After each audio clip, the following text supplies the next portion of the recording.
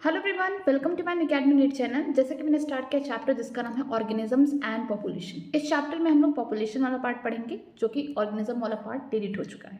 ठीक है, इसमें हमने 2 लेक्चर खत्म कर चुके हैं। आज हमारा 3rd लेक्चर है, जिसमें हम लोग स्टार्ट करेंगे पॉपुलेशन इंट्रैक्शन, एक एक चीज़ करके पढ़ेंगे। ठीक है, इसमें जो पहला टॉपिक है हमारा क्या है, प्रेडेशन है। ठीक है, यहाँ पे हम प्रेडेटर और प्रे के बारे में बात करेंगे।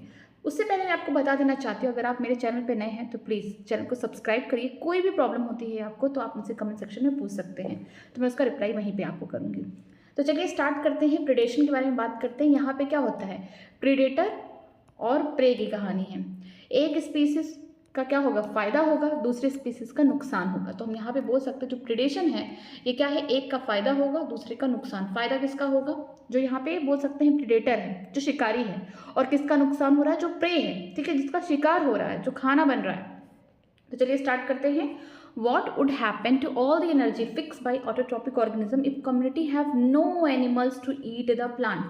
अगर ये सोचिए कि पूरे जो यहाँ पे सनलाइट है, जो भी एनर्जी है, उसको केमिकल एनर्जी में कौन कन्वर्ट कर रहा है, हमारा ऑटोट्रॉपिक ऑर्गेनिज्म। ठीक है, वो प्लांट्स हो सकते हैं, कुछ यहाँ पे माइक्रोब्स भी हो सकते हैं। लेकिन अगर सोचिए ऐसी कम्युनिटी में कोई एनिमल ही ना हो जो प्लांट्स को खाए, ठीक है, कोई भी ना हो जो प्लांट्स को खाए, तो फिर क्या होगा।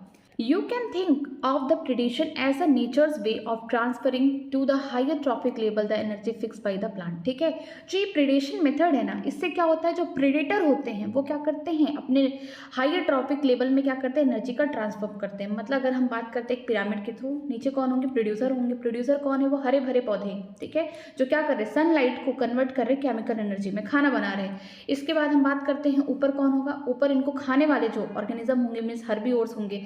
देन कौन होगा, यहाँ पे हम बोल सकते हैं कार्निवोर्स होंगे। ठीक है, इस तरीके के जो ऑर्गेनिज्म होंगे इनके ऊपर होंगे। एंड देन उन्हें खाने वाले होंगे प्राइमरी, सेकेंडरी, टर्शियरी कार्निवोर्स, जो हम इकोसिस्टम में पढ़ेंगे। तो ये सोचिए, अगर जो ग्रीन प्लांट्स हैं जो क्या कर रहे हैं, खाना बना रहे हैं, जो सनलाइट की मदद से बोल सकते हैं यहाँ फिक्सेशन कर रहे हैं, केमिकल एनर्जी बना रहे हैं, ग्लूकोज बना रहे हैं, अगर उन्हें कोई ना खाए, कोई एनिमल ही ना हो, देन क्या होगा। और जो ये प्रेडेशन मेथड है, इससे क्या होता है कि हम क्या करते हैं, जो हमारा लोअर ट्रॉपिक लेवल है उससे हायर ट्रॉपिक लेवल में हम एनर्जी का ट्रांसफॉर्मेशन कराते हैं। कैसे, कोई प्रोड्यूसर है, प्लांट है, उसको कोई किसी ने खाया, किसने खाया, उसको किसने खाया, गाय ने खाया, काऊ ने।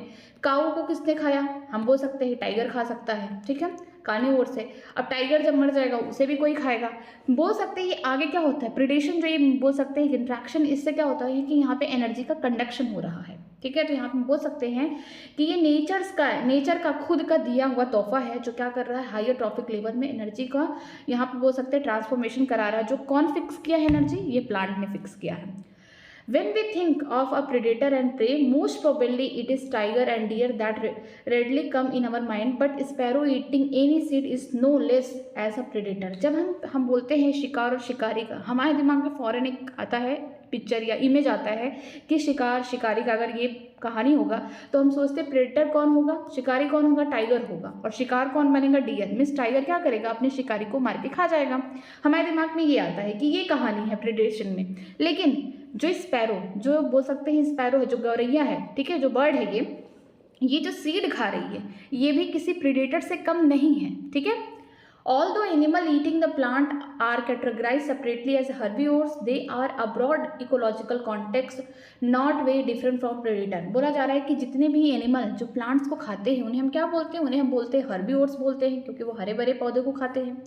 लेकिन ये भी एक बायोलॉजिकल इकोलॉजिकल कॉन्टेक्स्ट है। ठीक है, यहाँ पे हम बोल सकते हैं कि इकोलॉजिकल कॉन्टेक्स्ट है जो कि ब्रॉड है, और ये भी प्रेडेटर से कम नहीं है। मतलब कि जो ये हर्बीवोर्स है, जो प्लांट्स को खा रहे हैं, वो भी एज अ प्रेडेटर है। ठीक है, प्रेडेटर कौन है यहाँ पे जो हमारे हर्बीवोर्स है, और यहाँ पे प्रे कौन बन जाएगा, यहाँ पे हरे भरे पौधे बन जाएंगे। ठीक है, besides acting as a conduct for the energy transfer across the trophic level, predator play a important role. ठीक है, अगर हम बात करते हैं कंडक्शन ऑफ एनर्जी, जो लोअर से हायर ट्रॉपिक लेवल में एनर्जी का जो कंडक्शन होता है, वो बोल सकते हैं किसके थ्रू हो रहा है, वो प्रेडेटर वाले मेथड के थ्रू हो रहा है, मीन्स प्रेडेशन के थ्रू हो रहा है। ठीक है, they keep pray population under the control. यहाँ पे हम बोल सकते हैं कि जो हमारा प्रेडेटर है, जो हमारा शिकारी है, वो क्या करता है, वो प्रे की पॉपुलेशन को कंट्रोल करता है, ज़्यादा बढ़ने भी नहीं देगा, ज़्यादा घटने भी नहीं देगा। ठीक है, but for the predator prey species could achieve a very high population density and causes ecosystem instability. बोला जा रहा है कि अगर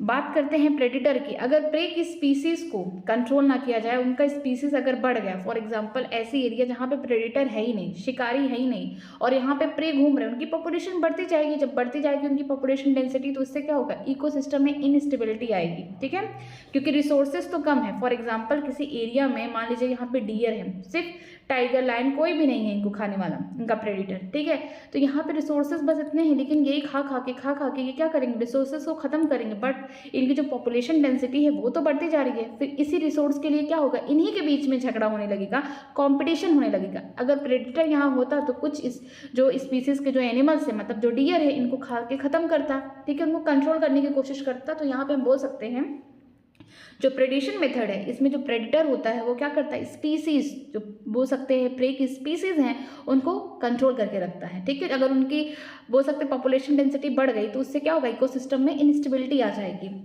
वेन्स अब यहाँ पे एग्जाम्पल दिया है, जैसे कि देखिए यहाँ पे, when a certain exotic species are introduced into the geographical area, they become invasive and start spreading fast because the invaded land does not have its natural predator। ठीक है, यहाँ पे एक exotic species लाई गई, कहीं बाहर से कोई एक species लाई गई और उस लैंड पे छोड़ दिया गया, और वो इतनी रफ्तार से पूरा फैलता गया लैंड पे। क्यों? क्योंकि उसका कोई नेचुरल प्रेडेटर था ही नहीं। देखिए कौन है ये, The prickly pear cactus, introduced in the Australia in the early 1920s, caused the havoc by spreading the rapidly into the millions of hectares of the rangeland। बोला जा रहा है कि 1920s में, ठीक है, 1920s में ऑस्ट्रेलिया में क्या किया गया, एक प्रिकली जो बड़े बड़े यहाँ पे कैक्टस होते हैं इस टाइप के, वो कैक्टस को लाया गया, ठीक है, उनको इंट्रोड्यूस कराया गया वहाँ पे, लेकिन वहाँ पे इनका कोई नेचुरल प्रेडेटर नहीं था, शिकारी नहीं था, जिसकी वजह से इनकी स्पीसीज पूरा फैल गई और मिलियंस ऑफ हेक्टर में ये पूरा फैलते हुए चले गए, क्योंकि उनको कोई खाने वाला नहीं था। जब कोई खाने वाला नहीं था तो इनकी स्पीसीज क्या हो गई, अपने आप ग्रो करती गई, बढ़ती गई, ग्रो करती गई, बढ़ती गई, बढ़ती गई, एंड पूरा मिलियंस ऑफ यहाँ पे जो हेक्टर ऑफ लैंड है उनको कवर कर लिया। Finally the invasive cactus was brought under the control only after the cactus feeding predator amounted from its natural habitat was introduced in the country। ठीक है, लेकिन अगर हम चाहते हैं कि इस स्पीसीज को कंट्रोल करके रखा जाए, ठीक है, पूरा लैंड हम नहीं चाहते कि हमारा लैंड इससे ही घिरा रहे, हम क्या करेंगे, इसके जो नेचुरल प्रेडेटर होंगे, जहाँ से मैं इसको लेके आई हूँ वहाँ तो इसका प्रेडेटर होगा ही नेचुरली प्रेजेंट, तो मैं उस प्रेडेटर को ला के इंट्रोड्यूस करा दूँ इस एरिया में, तो इससे क्या होगा, जो ये स्पीसीज है, ठीक है, जो ये बोल सकते हैं यहाँ पे पियर कैक्टस की जो स्पीसीज है ये क्या हो सकती है, कंट्रोल हो सकती है, ठीक है, ज़्यादा स्प्रेड नहीं करेगी। तो फाइनली क्या हुआ, लोग परेशान हो गए, ठीक है, जहाँ से इस कैक्टस को उठा के लाए थे वहीं उसी जगह से कैक्टस फीडिंग प्रेडेटर लेके आए, जो कैक्टस को खाता है, ठीक है, जैसे कि एक माउथ है, ठीक है, यहाँ पे माउथ बोल सकते हैं, जो एक नेचुरल हैबिटेट जहाँ पे पहले ये पाई जाती थी जिस कंट्री में, वहाँ से लाया गया और इनको इंट्रोड्यूस कराया गया ऑस्ट्रेलिया में, ताकि जो यहाँ पे बोल सकते हैं प्रिकली पियर कैक्टस की जो स्पीसीज है इसको कंट्रोल किया जाए, ठीक है। Biological control means adopted in agriculture. Pest control are based on the ability of the predator to regulate a prey population। ठीक है, अगर हम बात करते हैं बायोलॉजिकल कंट्रोल की बात करते हैं, जैसा हमने देखा था बीटी कॉटन, जैसे बीटी टोबैको प्लांट, किस में देखा था, बायोटेक्नोलॉजिकल एप्लीकेशन में देखा था। उसमें क्या कर रहे थे कि हम लोग पहले से ही उस पेस्ट के अगेंस्ट रेजिस्टेंट जीन को प्लांट में इंट्रोड्यूस करा दे रहे थे, जिसकी वजह से जब भी वो पेस्ट प्लांट में लगता है उसे खाता तो उसकी डेथ हो जाती। इससे क्या हो रहा है कि हम क्या कर रहे हैं, बायोलॉजिकल कंट्रोल करके हम एग्रीकल्चर पेस्ट को क्या कर रहे हैं, उनकी स्पीसीज को, ठीक है, उनको कंट्रोल कर रहे हैं। तो ये भी क्या है, एक गुड है, एक अच्छा वे है, जिसकी वजह से हम क्या कर सकते हैं, जो पेस्ट की प्रजाति है उसके उनके बीच में क्या कर सकते हैं, एक स्टेबिलिटी ला सकते हैं, ठीक है। आगे देखते हैं यहाँ पे, predator also maintaining the species diversity in community by reducing the intensity of the competition among the competitive prey species। ठीक है, जो प्रेडेटर होते हैं ये हेल्प करते हैं जो स्पीसीज की डाइवर्सिटी है किसी भी कम्युनिटी में, ताकि उनके बीच में कंपटीशन ना हो। मैंने कहा ना कि अगर मान लीजिए इस एरिया में यहाँ पे सिर्फ प्रे घूम रहे हैं, ठीक है, मान लीजिए डियर है घूम रहा है और यहाँ पे लायन वगैरह कोई नहीं है, इनका प्रेडेटर कोई भी नहीं घूम रहा है, देन क्या होगा, इनकी स्पीसीज बढ़ती जाएगी, इनकी जनसंख्या बढ़ती जाएगी और इनके पास रिसोर्सेज तो लिमिटेड है, उन्हीं के बीच में क्या होगा, कंपटीशन होगा। लेकिन अगर यहीं पे 2-3 टाइगर आ जाएं तो क्या होने लगेगा, अब यहाँ पे जो डियर के बीच में, इनकी जो स्पीसीज के बीच में जो यहाँ पे कंपटीशन हो रहा था अब वो कम हो जाए। क्यों? क्योंकि यहाँ पे इनके प्रेडेटर आ चुके हैं, अब इनको कंज्यूम करेंगे, इन्हें खाएंगे। तो इससे क्या होगा कि इनकी जो स्पीसीज के बीच में जो इंस्टेबिलिटी थी, इनकी जो पॉपुलेशन के बीच में बोल सकते हैं इंस्टेबिलिटी थी, वो भी क्या हो जाएगी, दूर हो जाएगी। ठीक है, तो इससे हम बोल सकते हैं जो प्रेडेटर होता है ये क्या करते हैं, मेंटेन करते हैं स्पीसीज की डाइवर्सिटी किसी भी कम्युनिटी में कैसे? बाय रिड्यूसिंग, जो इनके बीच में जो कंपटीशन हो रहा है, जो प्रे स्पीसीज के बीच में, सेम स्पीसीज के बीच में जो कंपटीशन हो रहा है रिसोर्सेज के लिए, वो क्या हो जाएगा? कम हो जाएगा। अब जैसे यहाँ पे एग्जाम्पल दिया गया है, in the rocky intertidal community of the American Pacific coast of the starfish, जिसका नाम है पिसिस्टर, इज इंपॉर्टेंट प्रेडेटर। ठीक है, बोला गया है कि अगर हम बात करते हैं कहाँ पे, अमेरिका के पैसिफिक कोस्ट के बारे में बात करते हैं, ये मान लीजिए अमेरिका, उसका पैसिफिक कोस्ट है, यहाँ पे पानी पानी पानी, जो यहाँ पे किनारे किनारे की बात की जा रही है, एकदम जो साइड साइड में है, यहाँ पे किनारे की बात कर रहे हैं, यहाँ पे अमेरिकन पैसिफिक कोस्ट, यहाँ पे कुछ स्टारफिश पाए जाते हैं। ठीक है, इस स्टारफिश का नाम क्या है? पिसिस्टर है।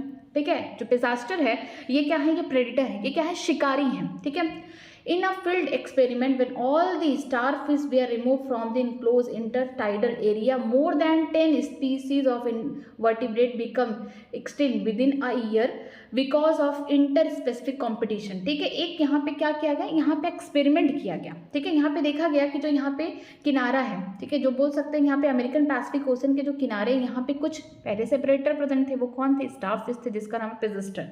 सारे प्रेडेटर को, सारे शिकारियों को हटा दिया गया। फिर देखते हैं कि जो ये प्रे की स्पीसीज है उसमें क्या होता है, वो ग्रो करते हैं, देन क्या होता है? अगर इनके प्रेडेटर को हटा दें तो यहाँ पे आगे क्या होगा? वो ग्रो कैसे करते हैं, क्या होगा? तो यहाँ पे एक्सपेरिमेंट में देखा गया कि जब यहाँ पे हम प्रेडेटर को हटा दिए, जितनी भी स्टारफिश थी इनको हटा दिया, तो यहाँ पे 1 साल के अंदर, विद इन 1 ईयर के अंदर हमने देखा कि more than 10 species of invertebrate were extinct, गायब ही हो गई। यहाँ पे 10 से ज़्यादा इन्वर्टिब्रेट की स्पीसीज, मतलब अलग अलग प्रजाति में 10 से ज़्यादा प्रजातियाँ यहाँ पे क्या हो गई? गायब हो गई। क्यों? क्योंकि इनके बीच में क्या हो रहा था?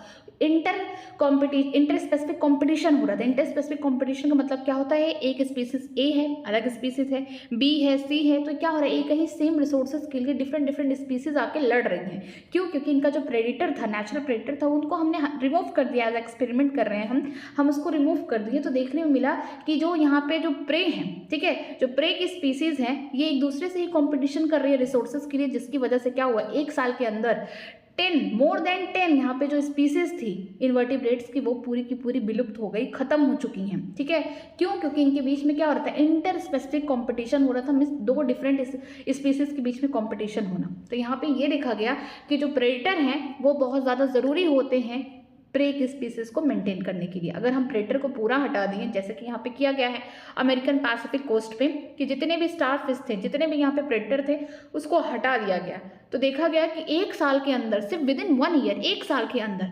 10 से ज़्यादा, मोर देन 10 स्पीसीज इन्वर्टिब्रेट की क्या हो गई? एक्सटिंक्ट हो गई, खत्म हो गई, विलुप्त हो गई। अब उनका कोई अता पता नहीं है, वो खत्म हो चुकी हैं। क्यों? क्योंकि उनके बीच में क्या हो रहा था? डिफरेंट स्पीसीज के बीच में इंटर स्पेसिफिक कॉम्पिटिशन हो रहा था। किसके लिए? रिसोर्सेज के लिए। आगे देखते हैं, if a predator is too efficient and over exploited its prey, then the prey might become extinct and following it the predator will also being extinct for a lack of food। अगर predator बहुत ज़्यादा अत्याचारी हो जाए, suppose करिए बहुत ज़्यादा लालची हो जाए, वो सोचे कि मैं एक ही दिन में जितने भी मेरे शिकारी हैं, जितने भी मेरे प्रे हैं, ठीक है, जितना भी मेरा यहाँ पे प्रे है, उनको मैं क्या करूँ? जितने भी शिकारी होंगे, वो सोचिए अगर मेरे जितने भी प्रे हैं मैं उनको एक ही दिन में मार के खा जाऊँ, देन क्या होगा? प्रे की स्पीसीज धीरे धीरे खत्म हो जाएगी, और एक समय ऐसा आएगा कि पूरा स्पीसीज खत्म हो गया। जो ये प्रेडेटर है, अगर ये अपने प्रे की स्पीसीज को इतना ज़्यादा खा जाए, खत्म कर दे, तो एक टाइम बाद क्या होगा? प्रे की स्पीसीज खत्म हो गई, पूरा खत्म हो गया, और जब प्रे की स्पीसीज ही नहीं रहेगी, ठीक है, जब उसका भोजन ही नहीं मिलेगा प्रेडेटर को, तो एक दिन वो खुद भूखे मर जाएगा, वो उसकी भी स्पीसीज खत्म हो जाएगी, प्रेडेटर की भी। ठीक है, that is the reason why the predator is in nature are prudent. ठीक है, इसी कारण से बोलते हैं कि जो प्रेडेटर है नेचर में, ठीक है, वो कैसे होते हैं? दयालु होते हैं, बहुत स्मार्ट बोल सकते हैं, या दयालु होते हैं। क्यों? क्योंकि वो अपने प्रे को हमेशा नहीं मार के खाते हैं, उनकी भी स्पीसीज को मेंटेन करते हैं ताकि वो खुद ना मर जाए। क्यों? अगर उनका खाना नहीं रहेगा, उनका भोजन नहीं रहेगा, तो देन वो खुद मर जाएंगे, वो सर्वाइव नहीं कर पाएंगे। इसीलिए क्या करते हैं? अपने प्रे की स्पीसीज को भी मेंटेन रखते हैं। इसीलिए ये कैसे होते हैं? प्रूडेंट होते हैं, मीन्स थोड़े से दयालु या स्मार्ट बोल सकते हैं। Prey species have involve various defence to the lessen the impact of the predation. जो प्रे की स्पीसीज है ये भी बहुत चालाक है, ये भी अपने अंदर कुछ ऐसे डिफेंस मैकेनिज्म क्रिएट की है ताकि अपने प्रेडेटर से बच सके। ठीक है, उसको भी जीना है। हर एक स्पीसीज, हर एक ऑर्गेनिज्म अपने सर्वाइबिलिटी के लिए कुछ ना कुछ जरूर जुगाड़ करता है। तो अगर प्रेडेटर यहाँ पे अपने प्रे को मार के खा रहा है, तो प्रे का भी एक कर्तव्य होता है कि वो अपने अंदर कुछ ऐसे मैकेनिज्म लाए जिसकी वजह से उसका प्रेडेटर उसको खाए ही ना, ठीक है, उसको खत्म ही ना करे। तो देखिए यहाँ पे Some species of the insect and frog are the cryptically colored camouflage to avoid the being detected easily by the predator। ठीक है, कुछ जो स्पीसीज हैं किसके, इंसेक्ट्स के, फ्रॉग के। इंसेक्ट्स में जैसे हो गया कौन सा, ग्रास होपर हो गया, ठीक है, यहाँ पे हम बोल सकते हैं ग्रास होपर हो गया, फ्रॉग हो गया, ठीक है, ये जो होते हैं, या कैमेलॉन हो गया। आपने बोला होगा ना कि गिरगिट की तरह रंग मत बदलो, क्यों, क्योंकि जो बैकग्राउंड का कलर होगा, ये जो ऑर्गेनिज्म होते हैं अपने बैकग्राउंड के जो कलर हैं उसी की तरह अपने रंग बदल लेते हैं, जिसकी वजह से इनके प्रेडेटर इनको डिटेक्ट ही नहीं कर पाते। मान लीजिए प्लांट है, ठीक है, हरा भरा पेड़ है, हरी हरी पत्तियां हैं, तो ग्रास होपर जब भी उन पत्तियों पे जाएगा ना वो हरा हो जाएगा, ताकि उसका प्रेडेटर उसको देख ही ना पाए, पहचान ही ना पाए। इसकी वजह से ये बच जाएगा अपने प्रेडेटर से। जो फ्रॉग है, जैसा बैकग्राउंड होगा, हरा पीला नीला जैसा भी होगा, उस तरीके से अपने बॉडी का कलर चेंज कर लेगा, ठीक है। इसी को हम क्या बोलते हैं, कैमोफ्लेज्ड बोलते हैं, कि जो ऑर्गेनिज्म होते हैं अपने बैकग्राउंड के कलर के जैसा अपनी बॉडी का कलर कर लेते हैं, ताकि वो प्रेडेटर से बच सके, ठीक है। आगे देखते हैं, अब देखिए, some are the poisons therefore avoided by the predator. ठीक है, कुछ ऐसे जहर हैं जो प्रे अपने अंदर लाता है, जिसकी वजह से उसके प्रेडेटर उसको खाना पसंद नहीं करते। जैसे कि यहाँ पे एग्जांपल दिया गया है, the monarch butterfly is highly distasteful to its predator bird because of special chemical present in its body. Interestingly the butterfly acquired this chemical during its caterpillar stage by feeding the poisonous weed. ठीक है, यहाँ पे बोला गया एक monarch butterfly है, ठीक है, एक बटरफ्लाई है, इसको खाती थी एक बर्ड, ठीक है, उसका बहुत अच्छा ये खाना था उस बर्ड का। लेकिन जो मोनार्च बटरफ्लाई है ना, ये अब खाने में एकदम स्वादहीन है, इसमें कोई टेस्ट नहीं है, डिसटेस्टफुल है। तो इसने क्या किया, इसने अपने लार्वल स्टेज में, जो कैटरपिलर स्टेज था, जो लार्वल स्टेज था, उस टाइम उसने जहरीली वीड्स को खाए, जहरीली घासों को खाया, जिसकी वजह से इनके अंदर वो केमिकल्स आ चुके हैं। अब वो जो केमिकल आ चुके हैं, जब इनका प्रेडिटर जो बर्ड है वो खाने आती है तो उसको बहुत खराब सा टेस्ट आता है, ठीक है, एकदम स्वादहीन रहता है, इसलिए उसको खाना छोड़ दिया। तो यहाँ पे हम बोल सकते हैं जो मोनार्च बटरफ्लाई है, इसका टेस्ट इतना खराब हो जाता है, जिसकी वजह से जो इसकी प्रेडेटर जो बर्ड है इन्हें खाना छोड़ देती है। क्यों, क्योंकि इनके बॉडी में कुछ केमिकल जमा होते हैं, और ये केमिकल कब ये खाती हैं, जब ये लार्वल स्टेज में होती हैं, ठीक है, अपने कैटरपिलर वाले टाइम पे ये क्या करती हैं, ये जो पॉइजनस बीड होती है, जहरीली घासें होती हैं, उनको खाती हैं, और ये जहर को अपने अंदर, इस केमिकल को अपने अंदर एक्युमुलेट करती रहती हैं, जिसकी वजह से इनको जो भी खाएगा, जो भी प्रेडेटर इनके हैं, बर्ड्स हैं, वो खाएंगे, उनको ये कैसे लगेंगे, डिसटेस्टफुल लगेंगे, एकदम बेकार सा स्वाद रहेगा, ठीक है। इससे ये क्या हो गई, बच गई। अब कोई बर्ड इन्हें खा नहीं सकते, तो ये अपने प्रेडेटर से बचने के लिए अपने अंदर क्या की हैं, अपने लार्वल स्टेज से, या फिर बोल सकते हैं कैटरपिलर स्टेज पे ही इसने वो पॉइजनस वीड्स को खा के अपने अंदर केमिकल को इकट्ठा कर रखे हैं, ठीक है। आगे देखते हैं, for plants herbivores are the predator. अगर बात करते हैं, अगर मन में आता होगा कि प्लांट्स के लिए तो कोई प्रेडेटर नहीं होगा, प्लांट्स तो हर जगह हो सकते हैं, ऐसा मन में आ रहा होगा, लेकिन प्लांट्स के लिए भी, इनके लिए प्रेडेटर कौन है, अब कैटल हो गया, ठीक है, जो हर्बीवोर्स ऑर्गेनिज्म है उनको क्या ढूंढेंगे, वो हरी भरी घासें ढूंढेंगे, जो ग्रीन प्लांट्स उनको ढूंढेंगे। तो हम बोल सकते हैं प्लांट्स के लिए भी यहाँ पे हमारे लिए जो हर्बीवोर्स है वो क्या है, एज ए प्रेडेटर है, ठीक है, शिकारी है। Nearly 25% of the all insects are known for the phytophagous feeding on the plant sap and other part of the plant। लगभग 25% जो इंसेक्ट हैं, जो टोटल इंसेक्ट हैं, उनमें से लगभग 25% इंसेक्ट की जो स्पीसीज है वो क्या खाती हैं, फाइटोफैगस हैं। ये मीन्स प्लांट के हरे भरे पौधे का पार्ट खाती हैं, प्लांट्स को खाती हैं, ठीक, मतलब कि प्लांट को फीड करती है। इसका मतलब कहीं ना कहीं प्लांट बहुत लोगों के लिए क्या हो रहा है, यहाँ पे प्रे की तरह काम कर रहा है। ह्यूमन भी खा रहे हैं प्लांट्स को, हम भी प्रेडिटर ही हो गए, ठीक है। अगर प्लांट को खा रहे हैं, जो हमें खाएगा हम उसके लिए प्रे हो जाएंगे, ठीक है। तो यहाँ पे हम बोल सकते हैं जो प्लांट है, ठीक है, वो उनके लिए प्रेडेटर कौन होंगे, हर्बीवोर्स हो सकते हैं। बहुत सारे इंसेक्ट, जैसे कि लगभग 25% जो इंसेक्ट है वो कैसे होते हैं, फाइटोफैगस होते हैं, हरे भरे जो पौधे होते हैं उनके जो पार्ट्स होते हैं उनको खाते हैं। तो यहाँ पे प्लांट से क्या हो रहा है, यहाँ पे प्लांट प्रे बनता जा रहा है, ठीक है। The problem is particularly severe for the plant because unlike the animal they cannot run away from their predator। ठीक है, बहुत सारी प्रॉब्लम हो सकती है। अगर प्लांट को बार बार कोई खाएगा तो एक दिन प्लांट की भी स्पीसीज विलुप्त हो जाएगी, ठीक है, वो भी खत्म हो जाएगा। अब प्लांट के पास तो हाथ पैर है नहीं कि वो दौड़ के भाग जाए अपने प्रेडेटर से बचने के लिए, कुछ ये भी तो मैकेनिज्म अपनाएगा कि इसके प्रेडेटर इसको खाना पसंद ना करें, ठीक है, ये बच सके। तो देखिए यहाँ पे plant therefore has involve a astonishing variety of the morphological and chemical defence against the herbivores. ठीक है, तो प्लांट ने क्या किया, अपने अंदर थोड़ा चेंजेस किया, मॉर्फोलॉजिकली भी जो बाहर से दिखे, और केमिकल डिफेंस भी किया, मीन्स केमिकल अपने अंदर इकट्ठा किया ताकि जो हर्बीवोर्स है उनको खाए ना, ठीक है, जिसकी वजह से यहाँ पे प्लांट की जो स्पीसीज है वो बची रहे, अपने प्रेडेटर से बचे रहें, ठीक है। यहाँ पे हम बोल सकते हैं, यहाँ पे जैसे thorns acacia and cactus are the most important morphological mean for defence. ठीक है, अगर आप देखते होंगे कैक्टस को, अकेसिया में, उनमें छोटे छोटे कांटे होते हैं। ये जो कांटे का जो ये कांटे हैं, इनका जो पहला स्टेप है, ये क्यों होते हैं? ये मोस्ट कॉमनली इसलिए होते हैं ताकि इनके जो प्रेडेटर हैं इनको ना खाएं। ठीक है, दूसरा तो बोल सकते हैं कंजर्वेशन ऑफ वाटर के लिए हो सकता है, जहाँ पे जिस हैबिटेट में रह रहे हैं। लेकिन जो पहला मीनिंग है, इसलिए कैक्टस में कांटे होते ताकि ये अपने आप को बचा सके, किससे? प्रेडेटर से बचा सके। जब ये जिंदा रहेंगे तभी तो वो सर्वाइव कर पाएंगे।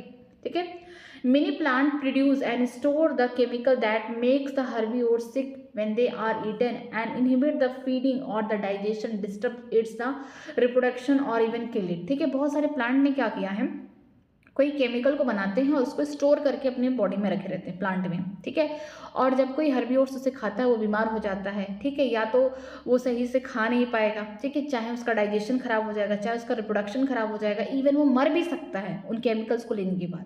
तो यहाँ पे हम बोल सकते हैं कि जो प्लांट्स है वो क्या करते हैं, कुछ केमिकल्स को बनाते हैं, उसको अपने अंदर स्टोर करके रखते हैं। जब कोई हर्बिवोर्स इन्हें खाएगा वो बीमार हो जाएगा। ठीक है, बीमार होने के बाद उसके अंदर बहुत सारी प्रॉब्लम हो सकती है, डाइजेशन में, रिप्रोडक्शन में, इवन उसकी डेथ भी हो सकती है। तो यहाँ पे देखते हैं वो क्या है।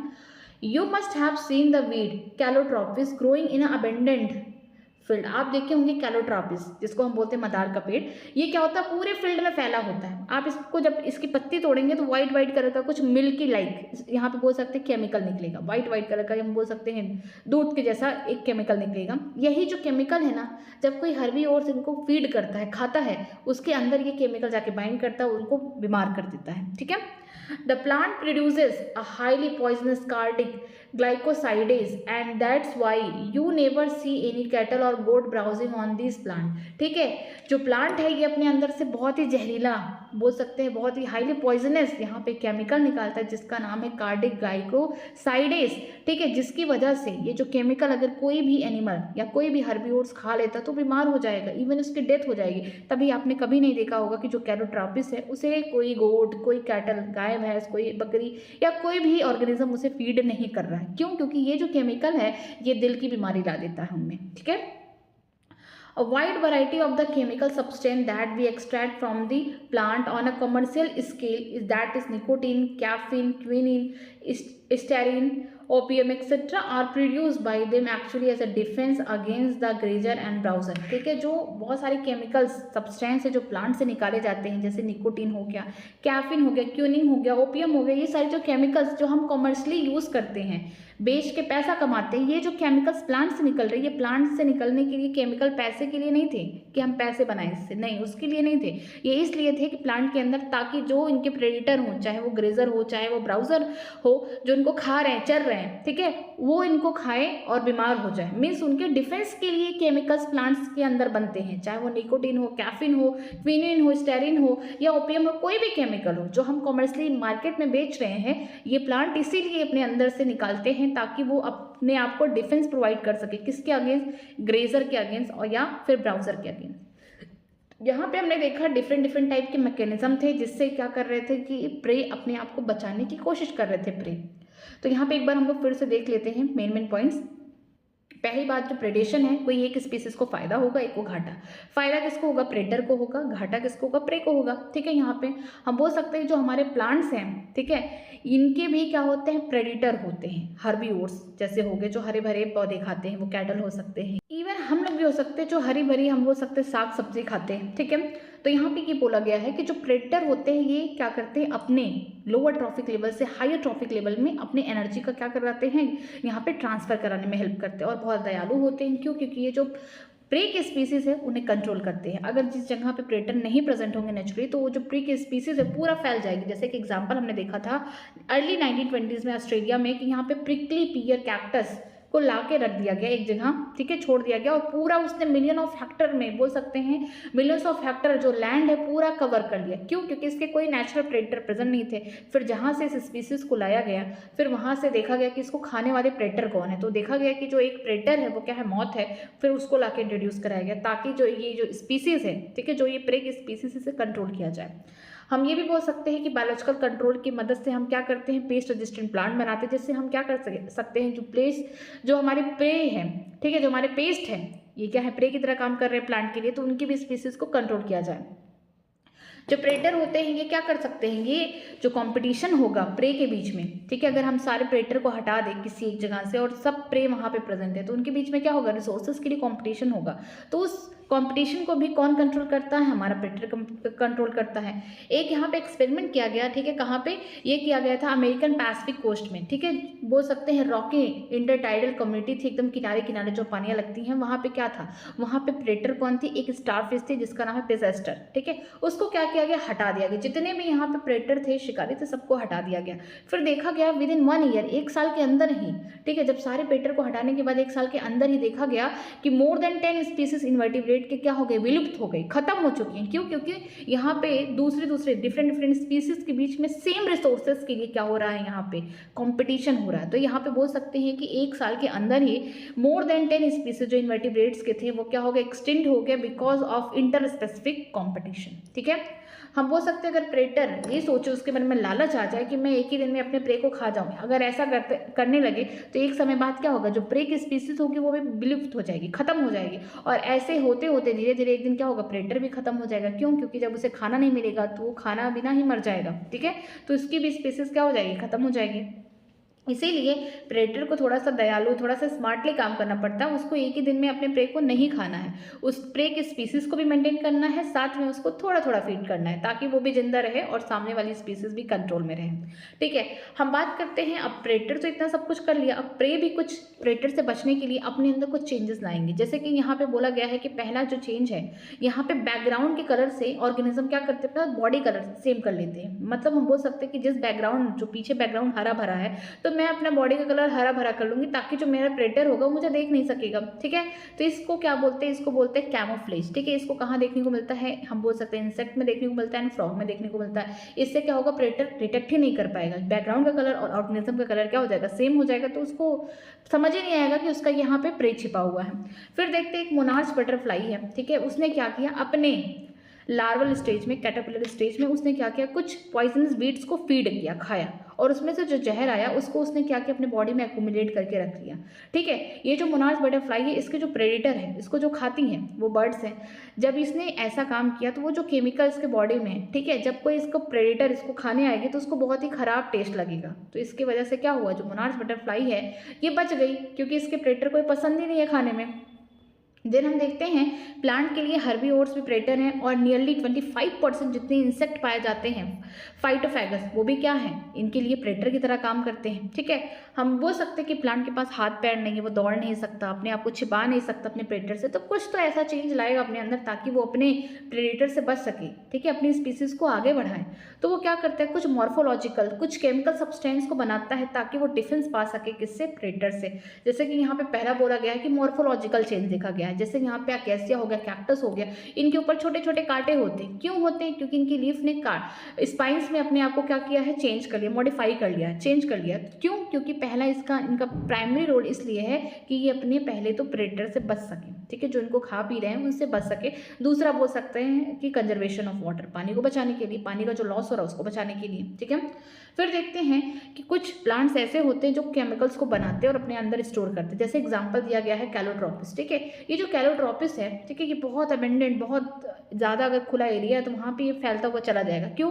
क्योंकि अगर कोई इसको एनिमल खाएगा ना तो इसके अंदर जो केमिकल है वो उसको बीमार कर देगा एनिमल को, ठीक है। वो जो केमिकल उसका नाम है कार्डिक ग्लाइकोसाइडिस। ये जो क्या करता है, ये जो कोई भी हर्बीवोर्स अगर इनको फीड करेगा, खाएगा, तो ये हर्बीवोर्स को बीमार कर देंगे, चाहे उनका डाइजेशन खराब कर देंगे, रिप्रोडक्शन सिस्टम खराब कर देंगे, या इवन इनको बीमार कर देंगे, इनकी डेथ हो सकती है, ठीक है। तो इनको क्या करेगा, परेशान करने के लिए, ये बोल सकते हैं, या अपने आप को बचाने के लिए प्रेडेटर से ये केमिकल को सिक्रीट करते निकालते हैं।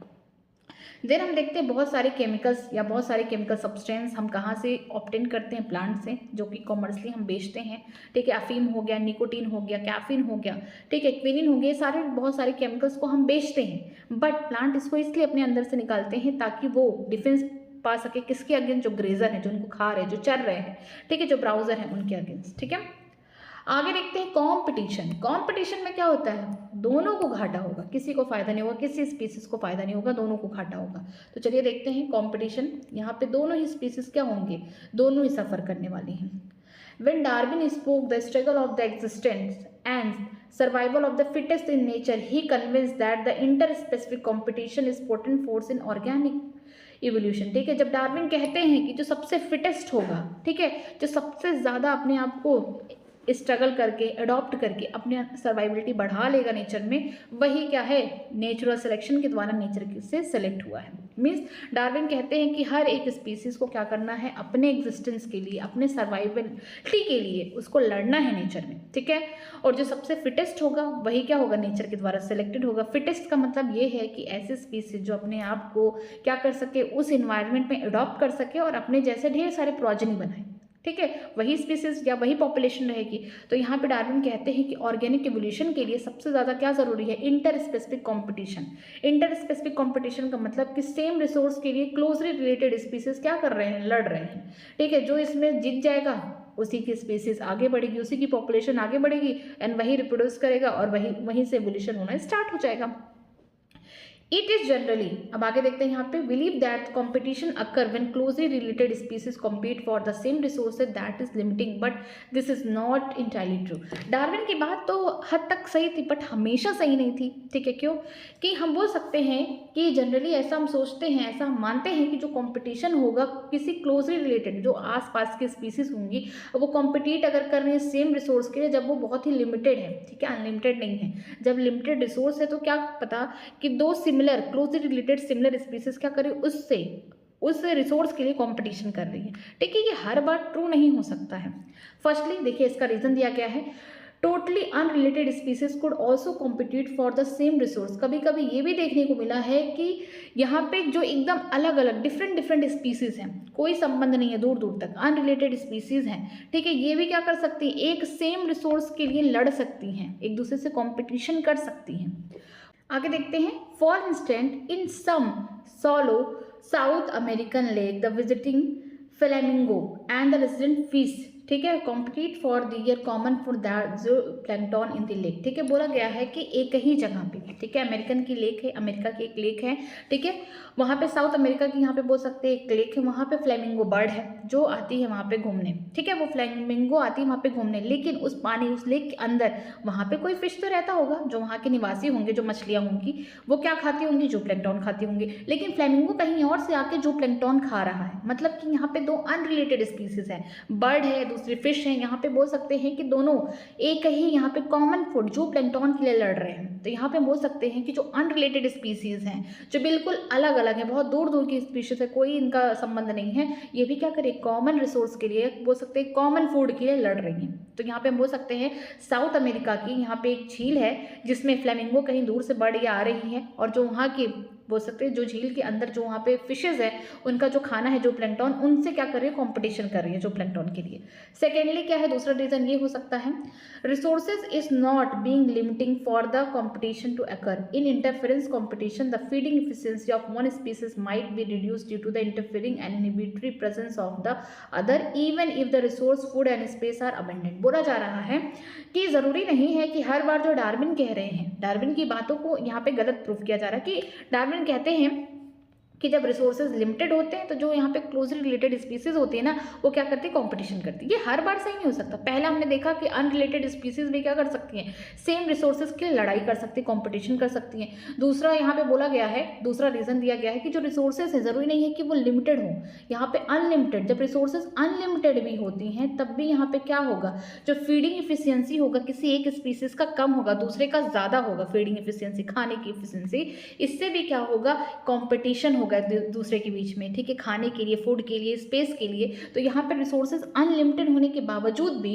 यहाँ पे क्या हो रहा है, इंटरफेरेंस कंपटीशन हो रहा है। कोई एक स्पीसीज जाके दूसरे स्पीसीज के रिसोर्सेज पर जाके उसको क्या कर रही है, फटाफट फीड कर रही है, उसकी जो फीडिंग एफिशिएंसी होगी वो ज़्यादा है as compare to the other species, जिसकी वजह से क्या हो रहा है, कॉम्पिटिशन हो रहा है, ठीक है।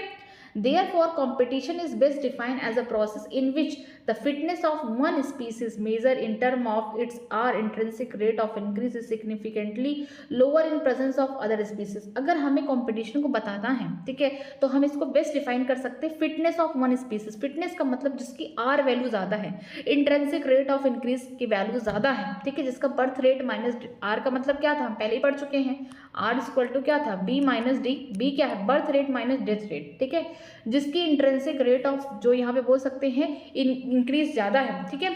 तो हम बोल सकते हैं जो बर्थ हो रहा है, बर्थ रेट जो है वो माइनस करेंगे डेथ रेट से, इससे हमें आर का मैग्नीट्यूड पता चलेगा। जिसकी वैल्यू आर की ज़्यादा होगी वो स्पीसीज क्या करेगा, वो ज़्यादा सर्वाइव करेगा as compare to the other species, ठीक है। It is relatively easy to demonstrate in the laboratory experiments as a Gauss and other experimental ecologists did. When the resources are limited and competitively superior species will eventually eliminate the other species, but evidence for such competitive exclusion occurring in nature is not always conclusive. ठीक है, यहाँ पे Gauss नाम के एक बोल सकते हैं यहाँ पे इकोलॉजिस्ट साइंटिस्ट थे और कुछ और इकोलॉजिस्ट एक्सपेरिमेंट कर रहे थे। ये देख रहे थे कि जब रिसोर्सेज लिमिटेड होता है, बहुत ही कम होता है, तो यहाँ पे क्या होगा, जो सुपीरियर स्पीसीज होगा वो क्या करेगा, अपने इन्फीरियर वाले को एकदम हटा देगा, एलिमिनेट कर देगा, खत्म कर देगा। इसको क्या बोलते हैं हम लोग, कॉम्पिटिटिव एक्सक्लूजन प्रिंसिपल बोलते हैं। अभी हम इसको आगे और अच्छे से पढ़ेंगे। गॉस और उनके और भी एक्सपेरिमेंटल इकोलॉजिस्ट ने क्या काम किया कि एक लिमिटेड, यहाँ पे बोल सकते हैं रिसोर्स क्या है, लिमिटेड है। यहाँ पे दो स्पीसीज हैं, एक ही रिसोर्स के लिए लड़ाई कर रही है। जो सुपीरियर स्पीसीज होगी ना वो रिसोर्सेज को ज़्यादा कंज्यूम करेगी और जो इन्फीरियर वाली स्पीसीज है उसे एलिमिनेट कर देगी, हटा देगी।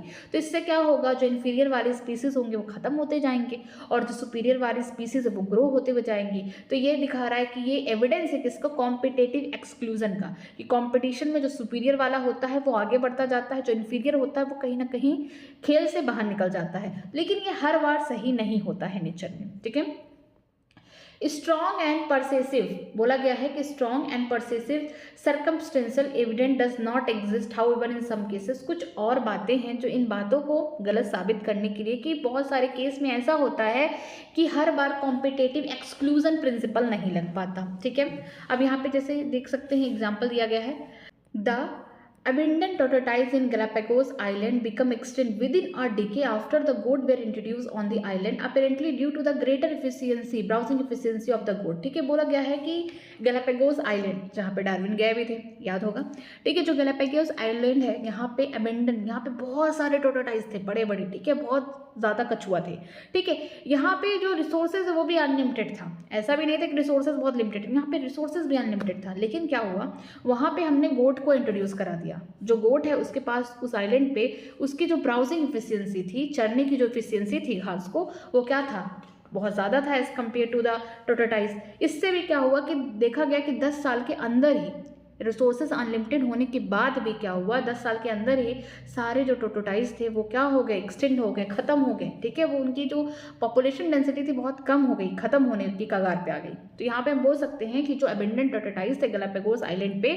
वो क्या हो गए, पूरी तरीके से ख़त्म हो गए एकदम 10 साल के अंदर ही, मतलब एक डेके के अंदर ही, 10 साल के अंदर ही ख़त्म हो गए। क्यों? क्योंकि वहाँ पे गोट, उनके आइलैंड पे गोट को इंट्रोड्यूस करा दिया गया, जिसकी ब्राउजिंग एफिशिएंसी ज़्यादा थी, चरने की क्षमता ज़्यादा थी, ठीक है, घास खाने की, क्योंकि दोनों ही क्या खा रहे हैं, सेम रिसोर्स है, दोनों ही घास खा रहे हैं, ठीक है। चाहे वो टोटोटाइज हो चाहे यहाँ पे गोट हो, दोनों का सेम रिसोर्स क्या है, वो घास है। लेकिन यहाँ पे गोट की एफिशिएंसी ज़्यादा है ब्राउजिंग, जिसकी वजह से गोट तो सर्वाइव कर गया, बट ये जो टोटोटाइज है 10 साल के अंदर ही इसकी पूरी स्पीसीज एक्सटिंक्ट हो गई, ठीक है।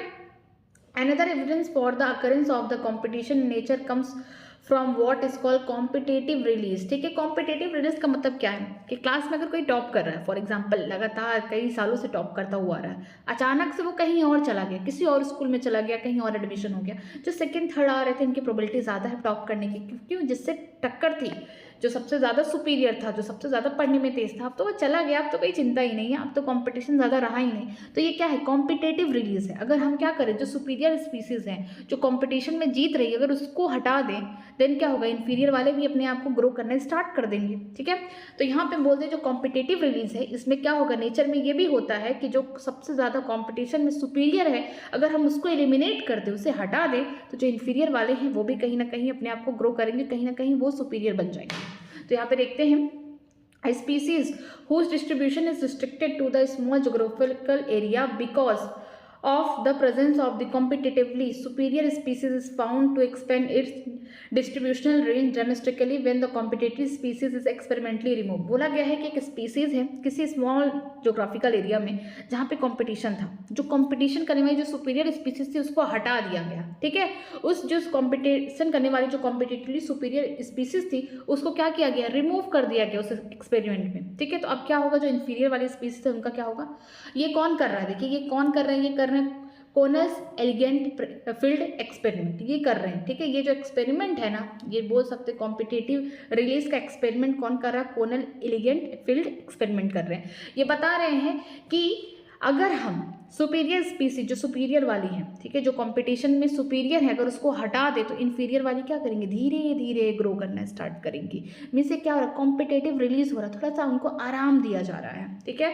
तो यहाँ पे बोला गया है so that on the rocky sea coast of the Scotland the larger and competitively superior barnacles Balanus dominate the intertidal area and excluded the smaller barnacle थैलमस फ्रॉम दैट जोन, ठीक है। बोला जा रहा है कि जो कॉर्नल एलिजेंट प्रिंसिपल एक्सपेरिमेंट है, इसमें क्या हो रहा है कि जो सुपीरियर वाली है, जो बोल सकते हैं कि यहाँ पे जो सुपीरियर कॉम्पिटेटिव सुपीरियर स्पीसीज है, अगर उसको हटा दिया जाए देन क्या होगा, इन्फीरियर वाली क्या करेंगे, उस एरिया में ग्रो करेंगे। तो यहाँ पे एक एग्जांपल दिया गया है कि रॉकी सी स्कॉटलैंड में, यहाँ पे बोल सकते हैं स्कॉटलैंड के समुद्र के किनारे, ठीक है, वो पहाड़ी समुद्र के किनारे, यहाँ पे बोला गया है कि स्कॉटलैंड के समुद्र के किनारे यहाँ पे बहुत सारे लार्जर कॉम्पिटिशन हो रहा था। यहाँ पे सबसे जो कॉम्पिटिटर जो सुपीरियर यहाँ पे बोल सकते हैं बैरनिकल्स है, वो कौन है, बैलाइनस है, ठीक है। ये बहुत डोमिनेटिंग है, ठीक है। अगर इनको पूरी तरीके से वहां से हटा दिया जाए उस जोन से, तो देखा जाएगा जो स्मॉलर बोल सकते हैं जो इन्फीरियर वाली जो स्पीसीज है जिनका नाम है बैरनिकल थैलमस, ये क्या करेंगे, उस एरिया में ग्रो करेंगे। तो ये क्या हुआ, यहाँ पे एग्जाम्पल है कॉम्पिटेटिव रिलीज का। तो हम 3 टाइप का कॉम्पिटिशन पढ़ते हैं। पहला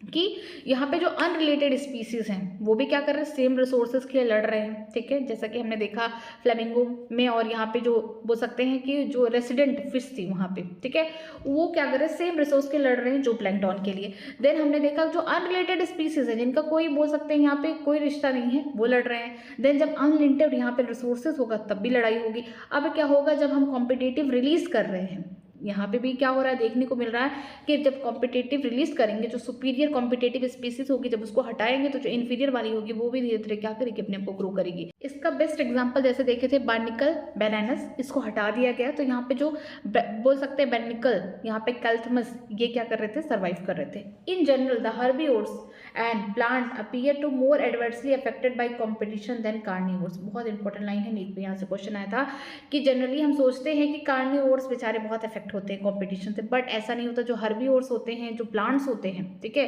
जो हर्बिवोर्स हैं जो मतलब प्लांट्स को खाते हैं, एंड देन जो प्लांट्स होते हैं, ठीक है, ये दोनों बहुत ही ज़्यादा अफेक्टेड होते हैं अपने प्रेडेटर के द्वारा as compare to carnivores. Means plant अपने आप को बचा रहा प्रेडेटर के द्वारा, डिफरेंट प्रेडेटर हो सकते हैं, इंसेक्ट हो सकता है, हर्बिवोर्स बहुत सारे डिफरेंट ऑर्गेनिज्म हो सकते हैं। तो क्या कर रहे हैं, प्लांट्स को भी अपने प्रेडेटर से खतरा है बहुत ज़्यादा। क्यों, क्योंकि ये तो बेचारे चल फिर नहीं सकते हैं, तो ये कहीं ना कहीं अपने आप को अगर नहीं बचाएंगे तो पूरी तरीके से विलुप्त हो जाएंगे।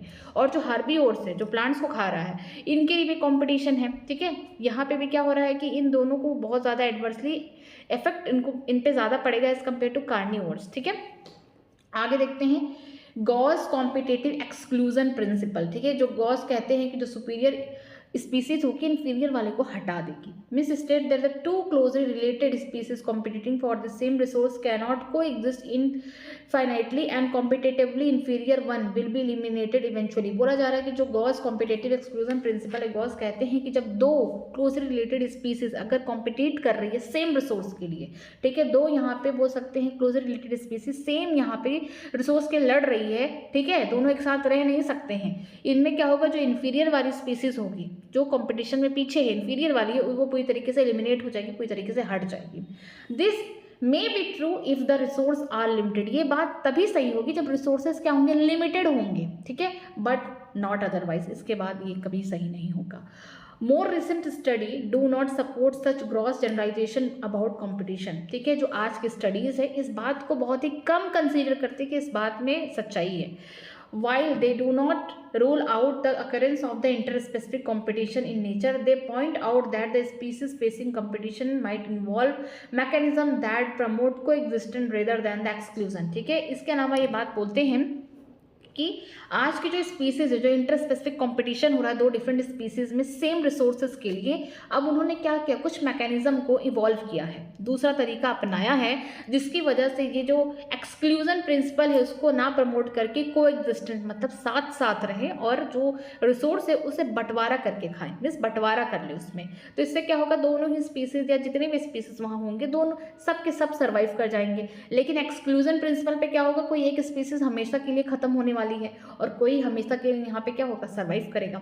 तो यहाँ पे देखा गया कि अब ये जो बातें हैं इंटर स्पेसिफिक कॉम्पिटिशन के नेचर में अब ये सही नहीं रही। ठीक है, यहाँ पे देखा गया कि कुछ स्पीसीज जो प्रॉब्लम फेस कर रही थी कॉम्पिटिशन के लिए, उन्होंने कुछ इन्वॉल्व किया है, ठीक है, ताकि वो एक साथ रहे रेदर देन एक्सक्लूजन प्रिंसिपल को अपनाएं। ठीक है, one such mechanism of the resource partitioning, सबसे अच्छा जो इनमें से मैकेनिज्म है, ठीक है, एक साथ रहने का, वो क्या है, रिसोर्स पार्टीशनिंग, कि हम रिसोर्सेज का, हम जो अपना खाना पानी है जो भी है रिसोर्सेज है उसमें क्या कर सके, बंटवारा कर सके। इससे क्या होगा, सारी स्पीसीज सर्वाइव कर सकती हैं। देखिए, if two species compete for the same resources they could avoid the competition by choosing for the instant different timing of the feeding और डिफरेंट फॉरेजिंग पैटर्न। ठीक है, अगर दो स्पीसीज सेम रिसोर्स के झगड़ा कर रही हैं, कॉम्पिटिशन कर रही हैं, देन उनको कॉम्पिटिशन अवॉइड करना चाहिए। ठीक है, लड़ना झगड़ना नहीं चाहिए, उनको चूज करना चाहिए। उस समय क्या चूज करना चाहिए, डिफरेंट टाइम फॉर फीडिंग, की अलग अलग समय पे सेम रिसोर्स को खाना फीड करना। ठीक है, कितने समय में कितना पार्ट उनको बांट लेना चाहिए, मीन्स बंटवारा हो जाना चाहिए, इक्वली बंटवारा होना चाहिए। और डिफरेंट टाइप पे बोल सकते हैं फीडिंग वाला टाइम होना चाहिए।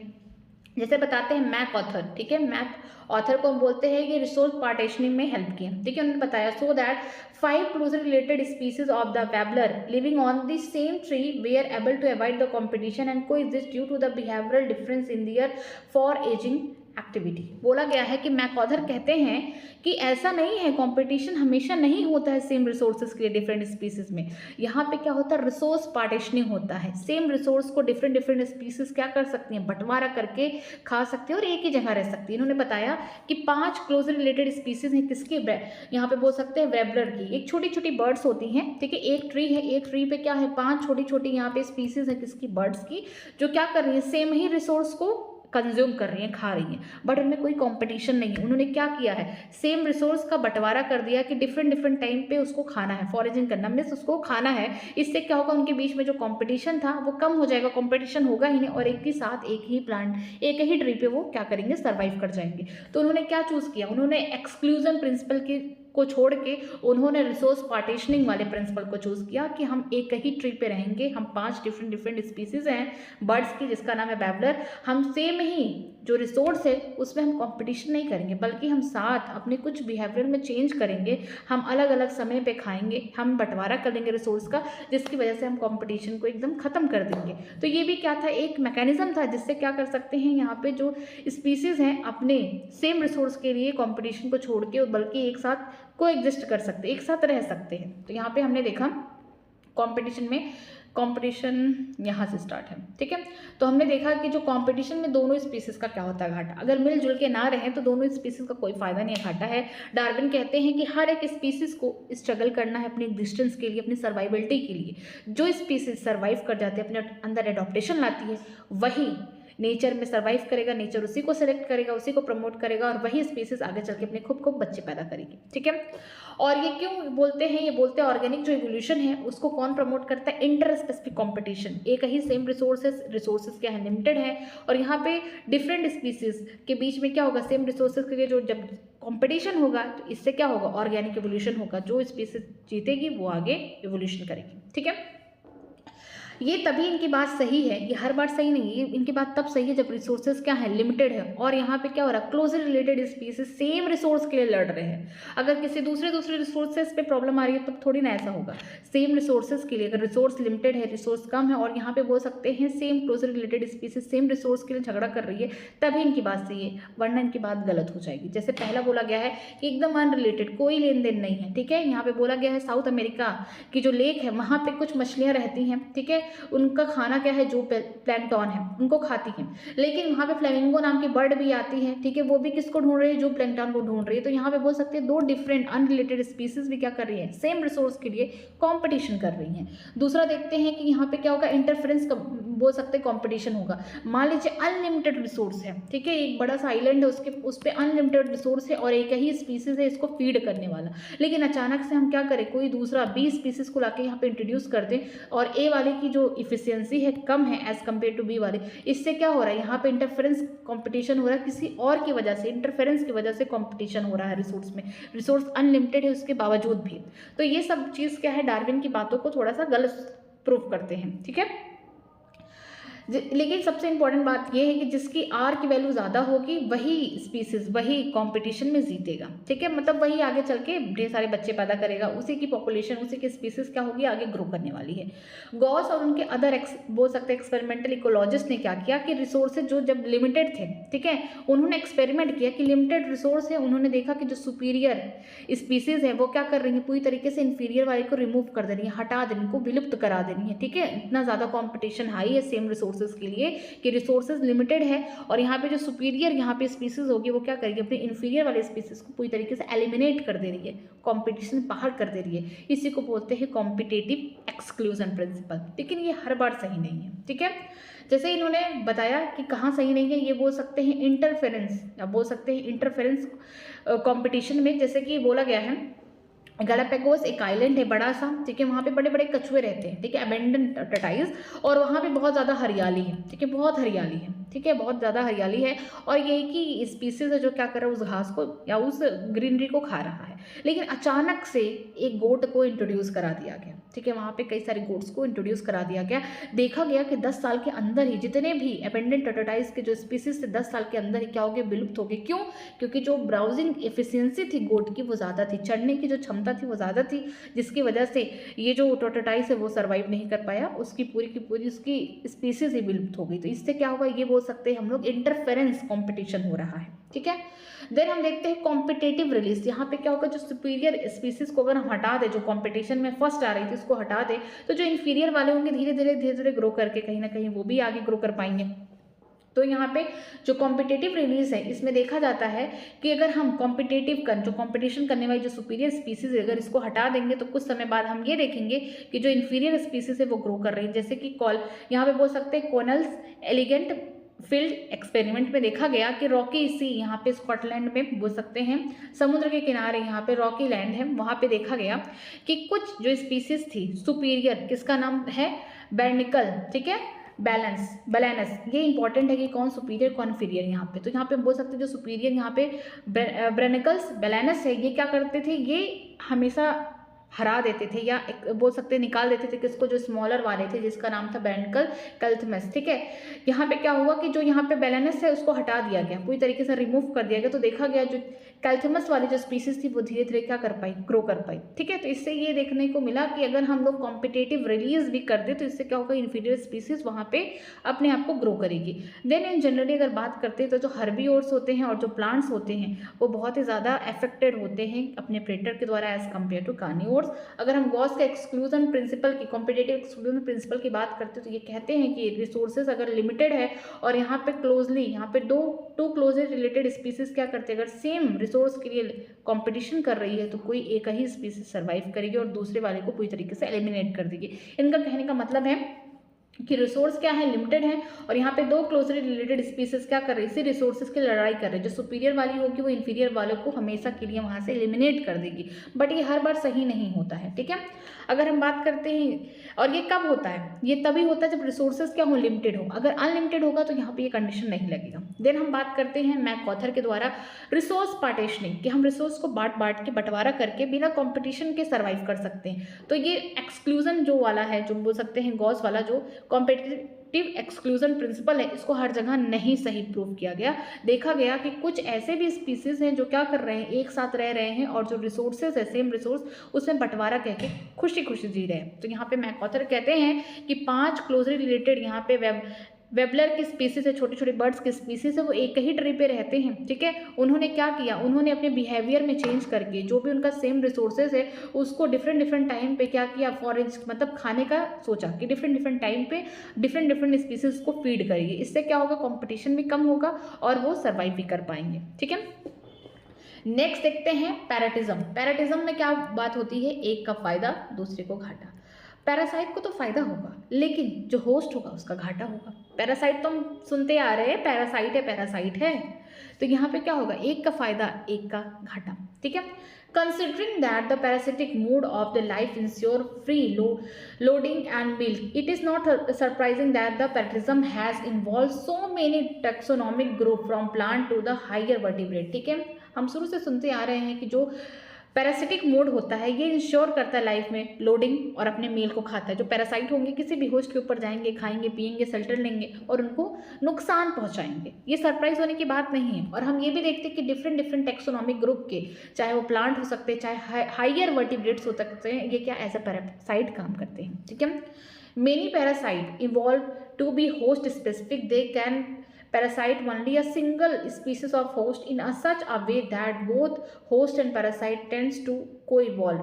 That is, if the host involved special mechanism for rejecting or resisting the parasite have to evolve mechanism to contract and neutralize them in order to be successful with the same host species.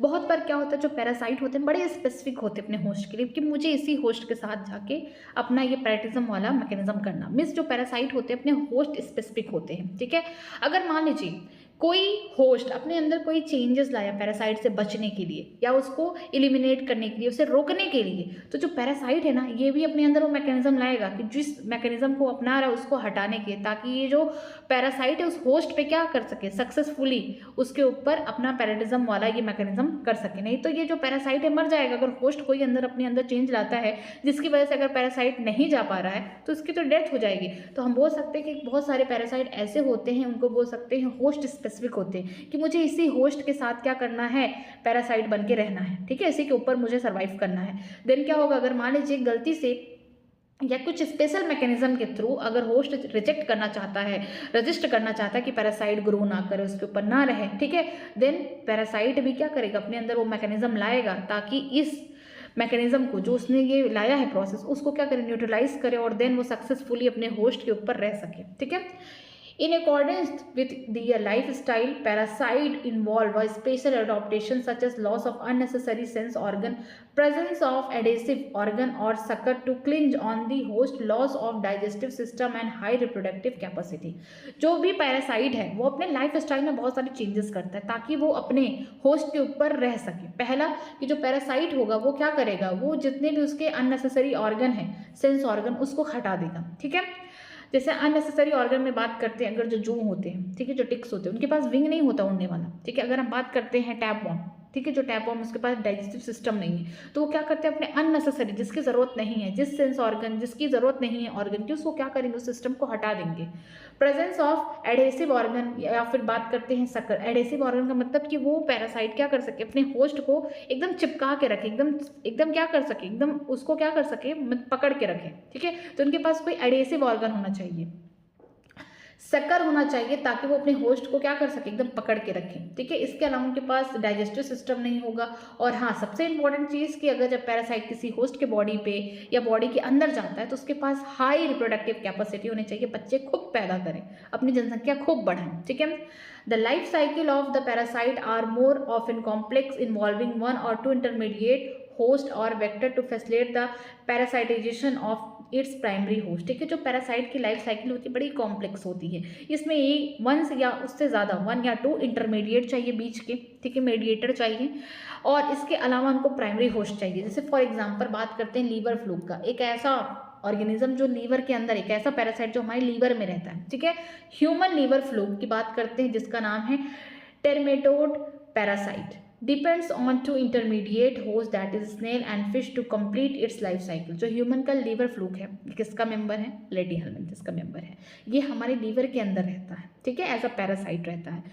इसका जो primary host होगा वो कौन है, human है, but इसको 2 intermediate host और चाहिए। वो कौन है, फिश और स्नेल है, जिससे ये अपनी पूरी लाइफ साइकिल को कंप्लीट कर सके। ठीक है, बात करते हैं आगे। The malarial parasite need a vector mosquito to spread to other host. जो मलेरिया है उसको कौन आगे पहुंचा रहा है एक इन्फेक्टेड पर्सन से हेल्दी पर्सन में, वेक्टर वो कौन है, फीमेल एनोफिलीज है। वो क्या कर रही है, वो पैरासाइट को एक पर्सन से दूसरे पर्सन या एक होस्ट से दूसरे होस्ट तक पहुंचा रही है, ठीक है। तो इससे क्या हो रहा है कि पैरासाइट की जो लाइफ साइकिल है वो कंप्लीट हो रही है। Majority of the parasite harm the host, they may reduce the survival growth and reproduction of the host and reduce its population density. ज़्यादा करके जो पैरासाइट होते हैं ना वो क्या करते हैं, अपने होस्ट को नुकसान पहुंचाते हैं, ठीक है। अपने होस्ट को नुकसान पहुंचाते हैं, या तो उनकी सर्वाइबिलिटी को क्या कर सकते हैं, रिड्यूस कर सकते हैं, उनका ग्रोथ रिड्यूस कर सकते हैं, उनका रिप्रोडक्शन जो है होस्ट का उसको रिड्यूस कर सकते हैं, इवन उनको मार सकते हैं और उनकी पॉपुलेशन डेंसिटी को भी कम कर सकते हैं। तो ज़्यादातर जो पैरासाइट वो क्या होते हैं, अपने होस्ट के लिए हार्मफुल होते हैं, उनको नुकसान ही पहुंचाते हैं, उनको कोई फ़ायदा नहीं देते हैं, ठीक है। इससे क्या होता है, उनकी सर्वाइबिलिटी, उनका ग्रोथ, उनका रिप्रोडक्शन, जो भी उनका बोल सकते हैं एसेंशियल मैकेनिज्म है, इवन उनकी जो पॉपुलेशन डेंसिटी है वो भी कम हो जाती है, ठीक है। They might render the host more vulnerable to the predation by making the physically weak, ठीक है। अगर हम बात करते हैं होस्ट की, तो होस्ट बहुत ही ज़्यादा वेनरेबल है, बहुत ज़्यादा इसको खतरा है प्रेडिशन से, ताकि ये जो इनके पैरासाइट होते हैं ये क्या करते हैं, फिजिकली इनको वीक बना देते हैं, ठीक है, जिसकी वजह से ये सर्वाइव नहीं कर पाते हैं, ग्रो नहीं कर पाते और लास्ट इनकी डेथ हो जाती है। आगे देखते हैं, do you believe that the ideal parasite should be able to thrive within the host without harming. क्या आपने सोचा है कि कभी कोई आइडियल पैरासाइट ऐसा हो जो अपने होस्ट पे रहता हो, ठीक है, उससे ही फूड लेता हो लेकिन उसे कोई भी नुकसान नहीं पहुंचाता हो, ठीक है, ऐसा कोई नहीं है। then why did not natural selection led to the evolution of such totally harmless parasite। तो फिर क्यों नहीं नेचर ऐसे होस्ट को सेलेक्ट करे जो जिसके अंदर ये जो पैरासाइट है ये कैसे हो हार्मलेस पहुंचे, मतलब कि जो पैरासाइट है जो ये बीमारी कॉज कर रहे हैं, जो नुकसान पहुंचा रहे हैं, ये कैसे हो जाए, नेचुरल सिलेक्शन के द्वारा हार्मलेस हो जाए। तो ऐसा नहीं हो सकता, ठीक है। Parasite that feed on the external surface of the host organism are called ectoparasite. ऐसे पैरासाइट जो एक्सटर्नल बॉडी सर्फेस पे रहें, ठीक है, एक्सटर्नल मेरे बाल में अगर जू हैं, अगर बात करती हूँ मैं कुत्ते के ऊपर छोटे छोटे टिक्स हैं, ठीक है, तो ये क्या है, ये दिखा रहे हैं कि ऐसे पैरासाइट जो बॉडी के ऊपर हैं, ठीक है, जो बॉडी के ऊपर होंगे, होस्ट ऑर्गेनिज्म की बॉडी के ऊपर होंगे, सर्फेस के ऊपर होंगे, उसे एक्टोपैरासाइट कहेंगे, ठीक है। Most familiar example in this group are lice in human, जो जू होते हैं बालों में होते हैं, वो भी क्या है बॉडी के सरफेस के ऊपर है होस्ट के, and ticks on the dog, ठीक है, जो डॉग्स के ऊपर छोटे छोटे टिक्स होते हैं वो भी क्या है उनके ऊपर, तो ये क्या है एक्टोपैरासाइट है। Many marine fishes are infested with the ectoparasitic that is copepods, ठीक है, बहुत सारे मरीन फिशेज हैं उनके ऊपर भी, मछलियों के ऊपर भी क्या होता है उनके पैरासाइट आ जाएंगे, चिपक जाएंगे और खून चूसते रहेंगे, उनका नुकसान ही पहुंचा रहे हैं। तो ये क्या है, कोपॉड्स जो होते हैं ये क्या है पैरासाइट है, एक्टोपैरासाइट है, मीन्स बॉडी के ऊपर आ रहे हैं मरीन फिशेज के। Cuscuta, a parasitic plant that is commonly found the growing in the heads of the plant and has lost its chlorophyll and leaf in course of evolution. It derived its nutrition from the host plant which is parasites, ठीक है। बोला जा रहा है कि जो कस्कूटा जो अमरबेल है, ठीक है, इसका नाम अमरबेल भी है, अमरबेल, जो कस्कूटा प्लांट की बात करते हैं ये भी क्या है पैरासिटिक प्लांट है, ठीक है। जिस प्लांट के ये बोल सकते हैं ब्रांच पे ग्रो करेगी वो क्या करेगी, ये कस्कूटा प्लांट में क्या होता है कि जिस भी प्लांट के ऊपर, जिस भी होस्ट के ऊपर ये ग्रो करेगी, ये क्या करती है अपने क्लोरोफिल, अपने लीव्स को क्या करती है छोड़ देती है, लॉस कर देती है, जिसकी वजह से इसके पास अब लीफ नहीं है, हरे भरे क्लोरोफिल नहीं है, तो ये खुद खाना नहीं बनाएगी, तो ये टोटली किस पे डिपेंड हो जाएगी अपने होस्ट के ऊपर, उनसे क्या लेगी न्यूट्रिशन लेगी, ऐसा पैरासाइट रहेगी, ठीक है। The female mosquito is not considered as a parasite although it needs our blood for the reproduction, ठीक है। जो हम फीमेल बात करते हैं फीमेल मॉस्किटो की, वो कोई पैरासाइट नहीं है बल्कि उसके अंदर पैरासाइट होता है, उसके सैलिवरी ग्लैंड में जो स्पोरोजोइट है वो क्या है प्लाज्मोडियम का पैरासाइट है, बोल सकते हैं प्लाज्मोडियम एक पैरासाइट है। वो बोल सकते हैं कि जो मच्छर है, जो फीमेल एनोफिलीज है, वो कोई मॉस्किटो कोई भी पैरासाइट नहीं है बल्कि वो क्या करती है एज अ वेक्टर वो काम करती है, वो पैरासाइट के लाइफ साइकिल को क्या करती है कंप्लीट कराने में हेल्प करती है, या फिर बोल सकते हैं वो हमारा ब्लड इसलिए लेती है ताकि वो थोड़ी सी हेल्प हो सके उसके रिप्रोडक्शन में। तो जो फीमेल मॉस्किटो है वो कोई पैरासाइट नहीं है बल्कि ये हमारा जो ब्लड है उसको इसलिए लेती है ताकि वो रिप्रोडक्शन कर सके, ठीक है, क्योंकि उसको कैल्शियम चाहिए। Can you explain why? क्योंकि उसे कैल्शियम चाहिए हमारे ब्लड से, ठीक है। In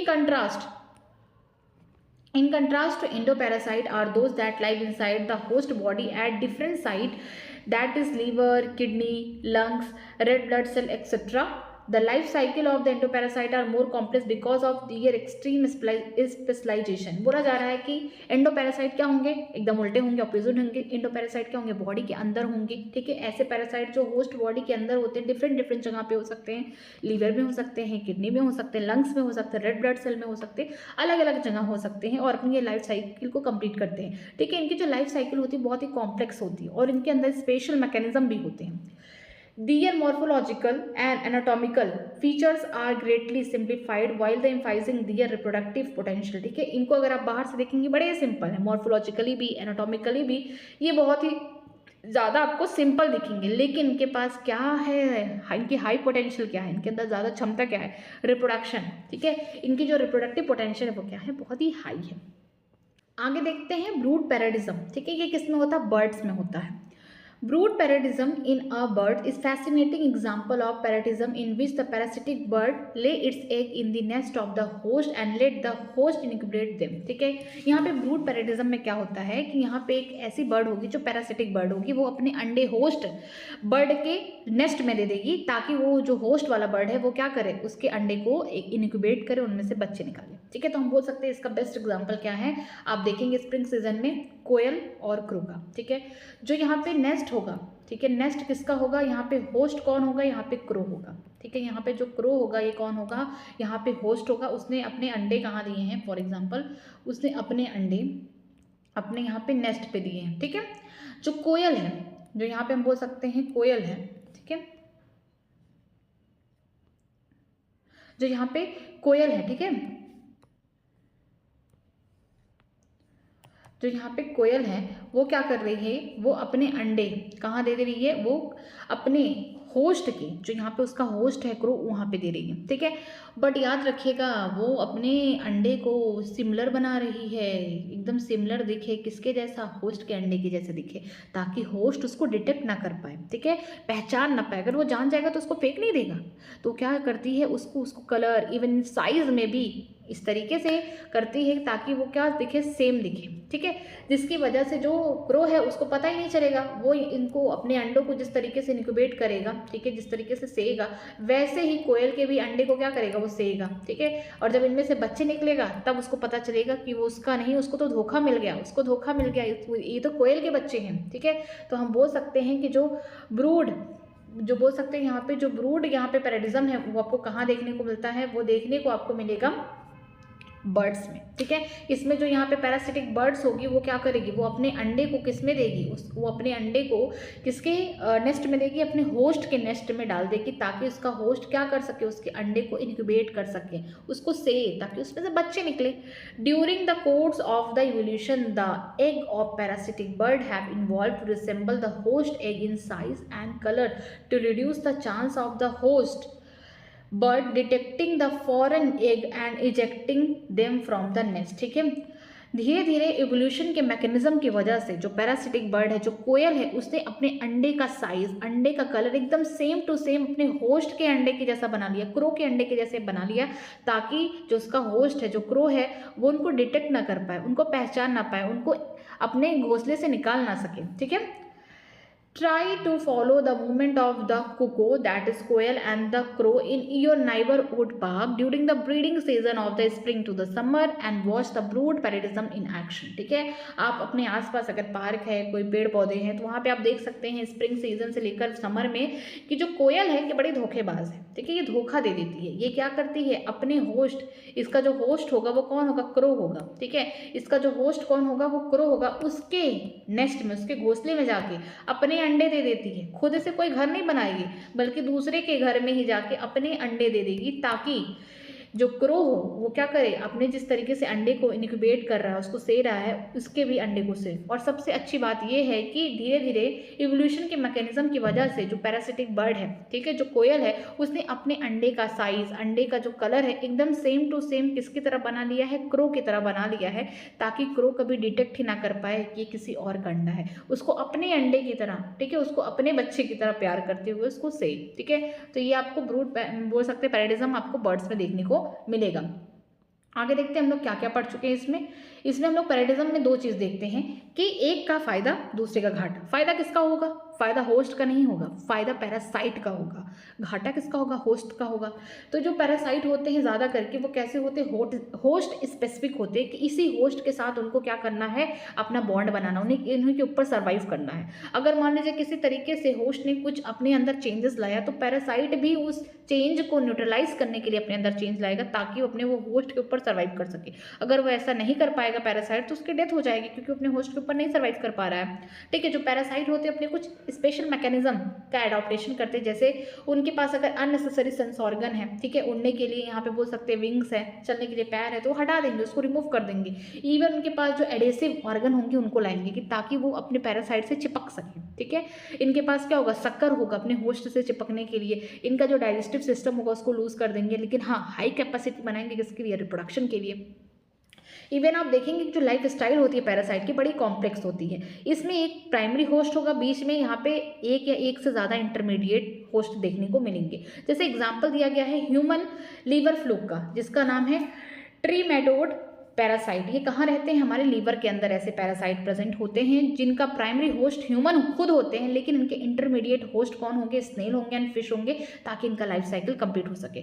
जो मलेरिया फीमेल एनोफिलीज फैलाती है करती है वो कोई पैरासाइट नहीं है, वो एज अ वेक्टर है। वो क्या करती है? एक होस्ट से दूसरे होस्ट में क्या कर रही है? जो उसके अंदर स्पोरोजोइट है, जो प्लाज्मोडियम है, उसको क्या कर रही है? आगे पहुंचा रही है, वो उसके लाइफ साइकिल को क्या कर रही है? कंप्लीट कर रही है। ठीक है, इवन आप देखते होंगे जो मेजॉरिटी ऑफ पैरासाइट होते हैं वो अपने होस्ट को हमेशा नुकसान ही पहुंचाते हैं, उनकी सर्वाइबिलिटी को कम कर देते हैं, उनका ग्रोथ कम होता है, रिप्रोडक्शन कम होता है, इवन इतना ज़्यादा उन्हें वीक बना देते हैं कि एक दिन उनकी मौत हो जाती है और उनकी पॉपुलेशन डेंसिटी भी कम हो जाती है। ठीक है, कोई भी आइडियल पैरासाइट नहीं होता। हर कोई पैरासाइट क्या करता है? अपने होस्ट को तकलीफ ही देता है, कभी फायदा नहीं देता है।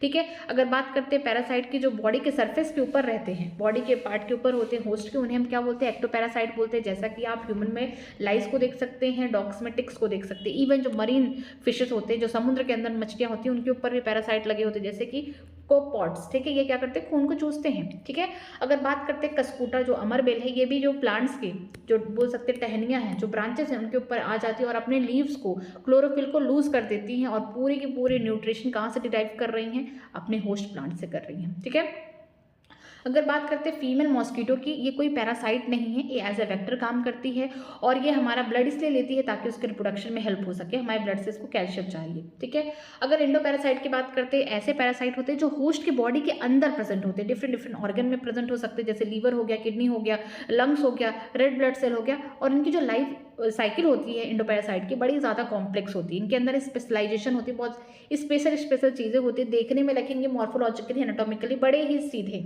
लेकिन ये होते बहुत ही अंदर से चालाक है, मतलब इनके अंदर रिप्रोडक्शन की पोटेंशियल बहुत हाई होती है। ठीक है, अगर हम ब्रूड पैरेटिज्म की बात करते हैं, ये बर्ड्स में देखने को मिलता है। अगर आपके आसपास कोई पार्क है, ठीक है, गार्डन है, तो आप देख सकते हैं इसको स्प्रिंग से लेकर समर तक कि वहाँ पे जो नेस्ट लगा होगा, जो घोंसला लगा होगा, ठीक है, वो किसका होगा? वो क्रो का होगा। और जिस घोंसले के अंदर, नेस्ट के अंदर क्या करती है? कोयल। ठीक है, सुरीली आवाज़ की है बट बड़ी कामचोर है। देखिए ये क्या करती है, ये जो कोयल है ना, ये अपने अंडे अपने होस्ट के नेस्ट में दे देती है। मतलब कि जो कौवा बेचारा इतनी मेहनत से अपना नेस्ट बनाता है, उसके नेस्ट के अंदर अपने अंडे देती है। तो ये क्या हो गई? होस्ट कौन हुआ इसके लिए? क्रो हुआ। और हम बोल सकते हैं जो कोयल है ये क्या है? एज अ पैरासाइट है। ठीक है, इसने अपने अंडे कहाँ दे दिए हैं?